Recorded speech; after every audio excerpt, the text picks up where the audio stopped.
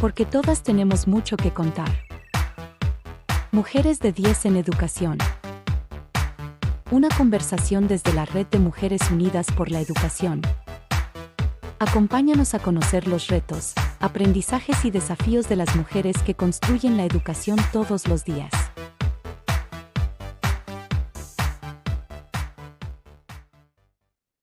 Hola, ¿qué tal? Bienvenidas y bienvenidos a Mujeres de 10 en Educación. Mi nombre es Sonia del Valle y estaré conversando hoy con Elvia González del Pliego Dorantes. Ella es doctora en estudios interdisciplinarios de género y es integrante de la Red de Mujeres Unidas por la Educación. Estimada Elvia, ¿cómo estás? Y para arrancar, Muy me bien, gracias, gustaría Sonia. que te presentaras, que nos dijeras por qué estás en la red, por qué Educación Mujeres. Cuéntanos, Elvia. Bienvenida. Muchas gracias, Sonia. Pues un gusto saludarte y saludar a la audiencia. Estoy en la red porque me parece desde hace muchos años, alguna vez empecé a dar clases en universidad, todavía no tenía ninguna maestría, y entonces ahí me di cuenta de lo fuerte que era, ¿no? La gran responsabilidad que tienes cuando estás frente a un grupo de estudiantes de cualquier nivel educativo. Entonces, ahí estudié la primera maestría, que es una maestría en educación. Y bueno, como que a partir de ahí dije, claro, es por ahí donde tenemos que ir haciendo cambios si queremos que este mundo, que esta sociedad o que esta comunidad cambie, ¿no? A través de la educación yo creo que tenemos la oportunidad de transformar formas de pensamiento y con eso también transformas formas de hacer en la vida cotidiana. Entonces, para mí el estar en esta red, pues es una de mis grandes pasiones, que es la educación. Y yo creo que es por ahí por donde podemos ir aportando poquito, poco a poquito, para pues justamente eh, incidir en la igualdad de género, en la justicia social, en mil y un temas que tenemos ahí que nos están aquejando como sociedad. Y una de ellas, sin duda, muy importante, que tiene que ver con todas las demás, es el tema de género, ¿no? Entonces, pues por eso estoy en esta red, porque quiero ver de qué manera todas juntas, todas quienes la integramos, hacemos propuestas y vamos incidiendo poco a poco, ¿no? En la educación de este país, en el sector educativo, a favor de una mayor igualdad y Oye, justicia. Elvia, ¿y estarás de acuerdo conmigo que este tema de la perspectiva de género o los estudios interdisciplinarios de género poco han mirado la política educativa o me equivoco? Y te pregunto si es así, ¿tú cómo has visto? Porque justamente una de las razones por las cuales la red se conforma es empezar a mirar lo que le pasa a las mujeres, a las niñas, a las mujeres y a las jóvenes en su trayecto, en su paso por la educación. Creemos que tener una matrícula igualitaria, por ejemplo, 50 hombres, 50% mujeres, es suficiente, pero me parece que es no suficiente. O sea, que le falta un montón de miradas a esa matrícula y a ese trayecto. Pero tú cuéntanos, tú que eres un especialista en eso, ¿qué has mirado? Fíjate que yo creo que sí, en política educativa sí, al menos desde 2014 que yo tengo como esta mirada, en alguna vez hicimos justamente un análisis ahí del tema. Sí se ha integrado, ¿no? Poco a poco se ha integrado la perspectiva de género Pero en, reciente, ¿estás de acuerdo, no? en ¿O no? educación básica, digamos 2014, Veo. un poco antes, ¿no? Hubo un acuerdo 2011. Ujú. Eh, pero yo creo que a nivel de educación superior, te puedes ir con la reciente ley, la Ley General de Educación Superior, ya también incluye, antes no, ¿no? Entonces, pero el tema en México no son las leyes, querida. Eh, Claro. O sea, de veras tenemos unas leyes, al menos por ejemplo de igualdad o de acceso a las mujeres a una vida libre de violencia, que son punta de lanza. Ujú. El problema es social, es problema sociocultural. Entonces, y no basta con que pensemos en que 50-50 o 60-50, eso no va a cambiar absolutamente nada. No, así es. Transformamos la forma de pensamiento si no entendemos de qué va la perspectiva de género. Y en muchos casos, realmente se han hecho, eh, siento que el tema también, mucha gente sin realmente entender de qué va lo ha manoseado y entonces eso ha generado pues mucho desgaste, mucha desinformación y no se comprende que es toda la perspectiva de género es toda una forma de análisis eh, de distintos fenómenos, de distintas problemáticas que van mucho más allá de pensar en hombres-mujeres, ¿no? Hay un análisis profundo que tiene que ver con las condiciones de vida, cómo afectan ciertas problemáticas, ciertas creencias de un contexto o hasta religiosas o políticas, ¿no? O sea, tiene que ver como cómo todo este sistema sociocultural ha generado desigualdades y cómo esto se traduce en las formas en las que educamos, en las formas en las que enseñamos, en la forma en la que participamos en la vida cotidiana, en la economía, en la sociedad, en la política. Entonces, em, eh, requiere de un análisis mucho más profundo. Y además de esto, no es solamente como decir mujeres, hombres, mujeres plano, porque hay una serie de desigualdades que nos cruzan a mujeres y hombres de distintos contextos. Hay mujeres que están en unas condiciones de mayor privilegio, hay hombres que están en otras. Sin embargo, por ejemplo, en los mismos grupos, mujeres indígenas con hombres indígenas, mujeres afrodescendientes, hombres afrodescendientes, eh, mujeres urbanas de ciertas zonas, siempre lo que se observa es que ellas tienen una mayor desigualdad, ¿no? Eh, pero si tú pones, obviamente, una mujer rural, indígena y además afrodescendiente de la costa de Guerrero, o de Oaxaca y la pones con una mujer urbana, Ciudad de México, posición socioeconómicamente alta, evidentemente va a haber unas diferencias garrafales, ¿no? Porque esta mujer de Ciudad de México, posición socioeconómicamente alta, ha tenido la posibilidad a lo mejor de estudiar en cierto tipo de colegios, de aprender también, además de otros idiomas, de viajar, de prepararse, ha tenido acceso a otro tipo em, de posibilidades. Y a esta otra mujer, pues seguramente le ha costado mucho más trabajo, ¿no? Tener acceso a todo esto. Oye, Elvia, y tú dices, ¿de qué va la perspectiva de género? Y a veces nadie, como que lo manosean mucho y ahora que tenemos presidenta mujer, pues más, ¿no? Y que tenemos paridades en las cámaras de diputados y en el Senado y todo el rollo. Pero si yo te pregunto, ¿de qué va la perspectiva de género en educación? ¿Qué respondes? Danos como algún ejemplo como para que la gran audiencia pueda como realmente comprender qué es la perspectiva de género cuando hablamos perspectiva de género y educación. Con uno o dos ejemplos que nos compartes será increíble. Ok, bueno, va, por ejemplo, de hacer planes de estudio, libros de texto, por ejemplo, que la contengan. Es decir, que te muestren cuáles son las desigualdades según el campo de estudio y que al mismo tiempo, o sea, no basta con decir, esto es violencia, esto es desigualdad, sino también que haya propuestas de transformación. Entonces, por ejemplo, muchos años los libros de texto tenían imágenes que eh, replicaban los roles y los estereotipos de género. Los roles y los estereotipos de género son la base de la violencia por razones de género, ¿no? Porque son estas creencias que te hacen pensar que una mujer no es mujer, cualquier cosa que esto signifique, si no cumple con esto y con esto. Que un hombre no es hombre si no cumple con esto y con esto. Que si una mujer hace esto, entonces es una, por decir, mala mujer o no es un hombre, ¿no? No es un buen hombre o un hombre suficientemente hombre.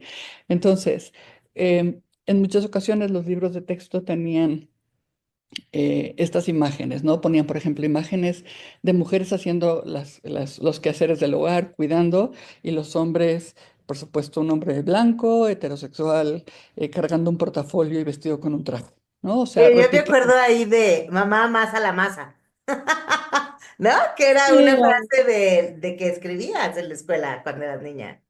sí, hasta para eso, ¿no? Entonces, cuando tú empiezas a integrar perspectiva de género, pues evidentemente esas imágenes o ese tipo de ejemplos ya no vienen al caso, ¿no? Empiezas a privilegiar relaciones más igualitarias, a desarticular las normas de género, que es las que te dice cómo se deben de relacionar hombres, mujeres, ¿no? Y cómo debe actuar un hombre, cómo debe de actuar una mujer. En fin, empiezas a transformar todo esto y también, por ejemplo, o sea, tiene que ver con los ejemplos, con los ejercicios, con las imágenes, eh, con el análisis, por ejemplo, a nivel universitario con yo soy internacionalista de base, ¿no? Entonces tienes que pensar, por ejemplo, la participación que las mujeres han tenido en ciertos acuerdos o no los han tenido, cuáles son sus necesidades, por ejemplo, en el tema de paz, que es uno de los temas que yo trabajo y que me apasiona mucho, durante muchos años se consideraba que las violaciones en conflictos armados eran daños secundarios hasta que muchos grupos de mujeres feministas fueron como haciendo un lobbying y trabajando ahí, pues se crea una resolución que hace que se entienda la importancia de las mujeres en las negociaciones de paz, pero que también esas violaciones se consideren ya como crímenes de lesa humanidad. ¿No? Entonces, cuando tú enseñas relaciones internacionales, pues tienes que hablar de esto, ¿no? Tienes que hablar de los convenios, de las convenciones, de los tratados donde ya de la CEDAW, de Belén do Pará, de estas resoluciones, de tal suerte que puedas ir analizando, ¿no? O si hablas de cambio climático, pues sí, el cambio climático nos afecta a todas las personas, pero en tu clase tendrías que decir, sí, pero debido a los roles de género, ¿no? El cambio climático afecta de manera desproporcionada a las mujeres por, ¿no? Las funciones que tienen en el campo, las funciones que tienen con la alimentación, el que se queden siempre en casa cumpliendo los roles de género, del cuidado, de la gestión del hogar. Y cuando ellas viven, por ejemplo, en lugares donde crecen los ríos y viene un desastre, ellas son las primeras en ser afectadas. O sea, tienes que entender cómo hay diferentes problemáticas, fenómenos, situaciones que nos afectan. Y el tema, por ejemplo, de los cuidados es un tema bien importante que incide en muchas mujeres y lo tienes que manejar en la educación, Oye, por como la ejemplo, prevención de violencia. en el caso, una de las cosas que tú dices, ¿cómo afecta una cosa u otra, ¿no? En el caso del cambio climático, las violencias, etcétera, en las guerras, en los procesos de paz, todo esto que has comentado. ¿Cómo afecta el que una mujer tenga o no estudios y un hombre tenga o no estudios? Es decir, ahí hay unas claras diferencias y hay impactos diferenciados que tú nos puedes comentar. Y sin duda tendríamos que ver en qué contexto, en qué lugar, ¿no? Porque acuérdate, no podemos como pensar que es un tema ahí parejo, de que a todas nos afecta igual. Em, Pero sí también podríamos decir que con estudios pasa algo más que sin estudios, ¿o no? sí, yo creo que cuando tienes estudios, eh, has tenido la posibilidad de ir a un colegio, has tenido la posibilidad de socializar con tus pares, has tenido la posibilidad de tener, pues, profesorado que está preparado para ello y que a lo mejor te ha guiado y te ha dado, yo tuve profesores y profesoras que recuerdo con muchísimo cariño porque te daban como, más allá de la materia, también te daban formas de analizar el mundo, ¿no? Y te abrían la mente hacia nuevos horizontes, ¿no? Hacia conocer, por ejemplo, otras culturas. Entonces, sí creo que cuando tienes educación, tienes educación formal, te Ujú. da mayores posibilidades, por ejemplo, de en el caso de las niñas, está probado que mujeres en situación de pobreza que tienen educación, tienen menor riesgo de que sus hijas, por ejemplo, caigan también en situación de pobreza, ¿no? Hay estudios al respecto. ¿Por qué? Porque estás preparada, porque tienes otras herramientas para para buscar trabajo, para tener, pues a lo mejor un mejor nivel de vida de la que tuvieron tus familias, y eso lo vas también de alguna manera llevando a tus hijas, ¿no? Entonces, eso hay investigaciones y está aprobado. Eh, yo creo que también tiene que ver en dónde y depende, porque puedes tener muchos estudios pero pertenecer, por ejemplo, a un nivel socioeconómico alto y así tengas una maestría.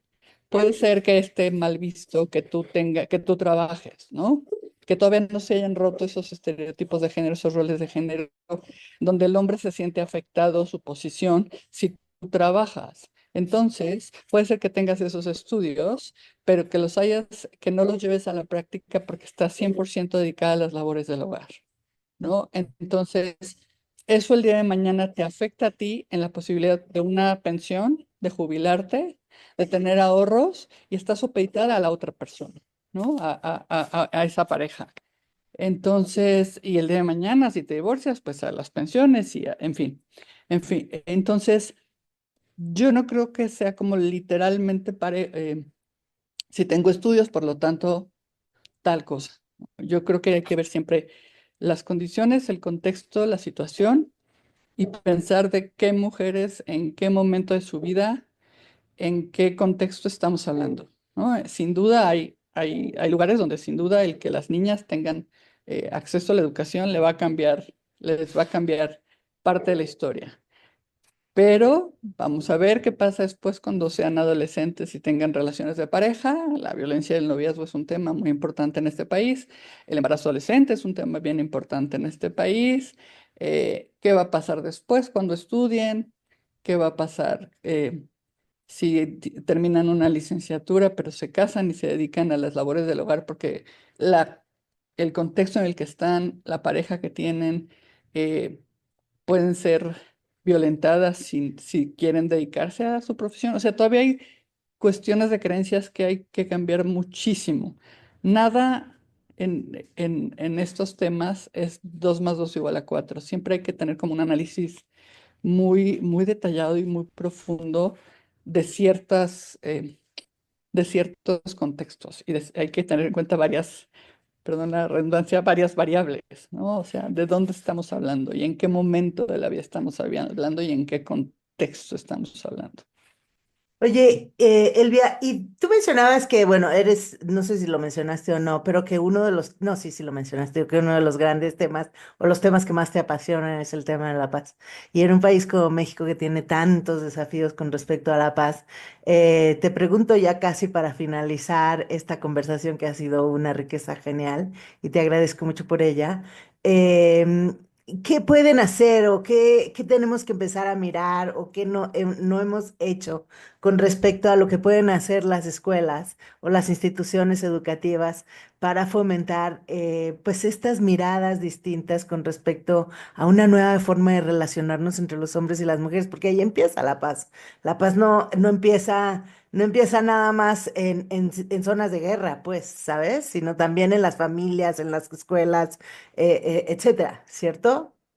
¿Cierto? Sí, en lo que se denomina paz positiva, ya tienes clarísimo que no tiene que ver con que no haya guerra, sino tiene que ver con hay justicia, hay igualdad, ¿no?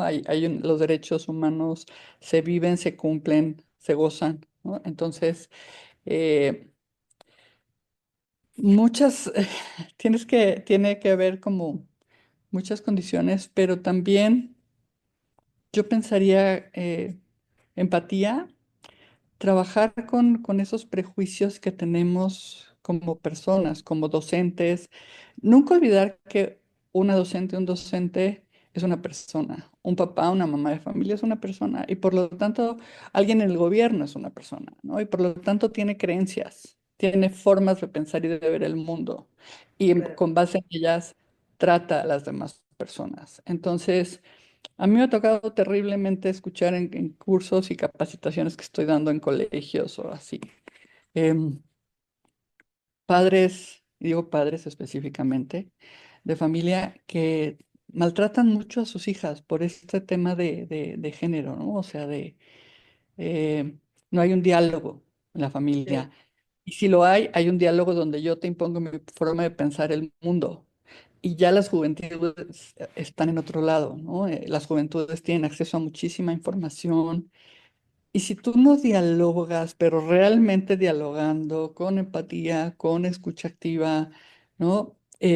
Y permites que te compartan su forma de ver el mundo, no quiere decir que digas, ay, pues sí, para que mi adolescente haga su santa voluntad. No, es para que conozcas de dónde está partiendo y para que estés cerca y para que le escuches y que para que desde ahí puedas orientar y acompañar, no imponer. Y en las escuelas pasa lo mismo. Entonces, hay mucha violencia en muchas escuelas, me está tocando ver, no solamente por razones de género, sino clasistas, racistas, o sea, de temas de insultos por color, todas estas creencias contra las personas migrantes y de repente se sorprende el estudiantado cuando ve que su compañerita o su compañerito pues también viene de personas que han migrado, pero que han migrado de países que en este país los recibes con mayor alegría, ¿no? ¿No? Que vienen, por ejemplo, de Europa. Son igualmente migrantes, ¿no? Nada más que hay diferencias de su procedencia. Entonces, yo creo que hay que trabajar muchísimo con los prejuicios, con estas ideas y roles de género tan estereotipados, los medios de comunicación sin duda, la publicidad y en las escuelas. Pues yo creo que la formación docente y la formación del personal administrativo, pero siempre em, considerando también sus tiempos, porque en muchas escuelas todavía en la educación básica la mayoría son mujeres. Esas mujeres regresan a su casa y tienen trabajo de casa, ¿no? Los trabajos del cuidado de gestión del hogar es un trabajo no pagado, no remunerado. Entonces, si tú además les metes capacitaciones en las tardes, eso les incrementa su trabajo de manera bárbara, ¿no? A ellas. Entonces, desde ahí tendrías que tener una perspectiva de género y considerar que tus capacitaciones sean el horario laboral, ver de qué manera entre toda la comunidad escolar, de docentes y de personal, equilibra, ¿no? Las cargas de trabajo, cómo le puedes hacer. Entonces, yo creo que la formación por ahí es muy importante. La creación de materiales didácticos en todos estos temas es fundamental y en México no tenemos.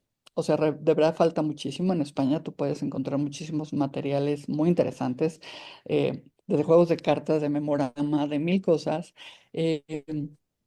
Que al personal docente le ayuda, porque si el personal docente no tiene una formación a cabalidad en estos temas, lo único que hace es reproducir en su clase los estereotipos y los roles de género, porque si yo pienso que hablamos nada más, ay, los hombres y las mujeres son iguales, y entonces 50-50, pero tú no cambias en tu análisis y en tu forma de relacionarte con el alumnado y en los ejemplos que le das, estos roles y estos estereotipos de género lo único que estás haciendo es reforzarlo, ¿no? Eh, claro, estás reforzando la idea de sumisión, la idea de que el hombre es poderoso y la chica no, y que la chica es bonita y que ella se ve más bonita, o eres condescendientes con ellas porque pues las niñas no son buenas en matemáticas. Hay todavía colegios que separan a hombres y mujeres con esta idea de que tenemos diferentes formas de aprendizaje, ¿no? Pero es completamente falso. Y lo único que estás haciendo es refriteando roles, ¿no? Y estereotipos de género que generan muchísima división social y muchísima violencia, ¿no? Entonces, y desigualdad. Las raíces de la violencia es la desigualdad. Entonces, eh, y mientras haya violencia de género y otras violencias y desigualdad, pues no hay paz. Así de simple, ¿no? En la vida cotidiana tiene que claro. haber tu trato uno a uno, una a una, eh, tiene que haber una relación donde tú promuevas la paz. Y la paz no es sacar tu banderita blanca y decir, bueno, ya, ¿no? Es muchas cosas. Sí, hay que trabajar por ella. Oye, Sí, Elvia, ha sido una delicia platicar contigo, un gozo. Gracias por estar aquí en el podcast de la Red de Mujeres Unidas por la Educación, Mujeres de 10 en Educación. Gracias por estar aquí. gracias a ustedes por invitarme. Un gusto estar en la red. Conducción, Sonia del Valle. Coordinación, Gemma Jara. Producción, Cecil Palma. Música, Orange Factory Music. Mujeres de 10 en Educación. Una serie de la Red de Mujeres Unidas por la Educación.